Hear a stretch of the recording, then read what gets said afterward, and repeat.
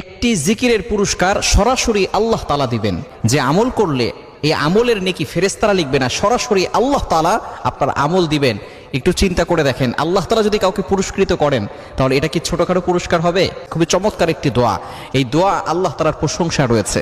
আল্লাহ তাআলার প্রশংসা করলে আল্লাহ তাআলা ওই বান্দার প্রতি খুশি হয়ে যান। যখন কোনো ব্যক্তি আল্লাহকে ভালোবেসে আল্লাহকে সন্তুষ্ট করার জন্য কোনো আমল করে, আল্লাহ পাক রব্বুল আলামিন ওই বান্দাকে ভালোবাসা শুরু করেন। জিব্রাইল আলাইহিস সালামকে বলেন, জিব্রাইল আমি অমুকের ছেলে অমুককে আমি তাকে ভালোবাসি, তুমিও তাকে ভালোবাসা শুরু করে দাও। জিব্রাইল আলাইহিস সালাম আসমানের সকল ফেরেশতাদেরকে ডাক দিয়ে বলে, ও আসমানের ফেরেশতারা, আল্লাহ তাআলা অমুক বান্দাকে ভালোবাসেন, সুতরাং আমিও ভালোবাসি, তোমরাও তাকে ভালোবাসা শুরু করে দাও। আসমানের ফেরেশতারা জমিনের ফেরেশতাদেরকে বলে, ও জমিনের ফেরেশতারা, তোমরা শুনে রাখো, অমুক ব্যক্তিকে আল্লাহ ভালোবাসেন, সুতরাং তোমরাও ভালোবাসা শুরু করে দাও। চমৎকার কিছু শব্দের একটি বাক্য, ইয়া রব্বি লাকাল হামদু কামা ইয়ানবাগি লি জালালি ওয়াজহিক ওয়া আযীমি সুলতানিক। এটা যদি আপনি পড়তে পারেন অবশ্যই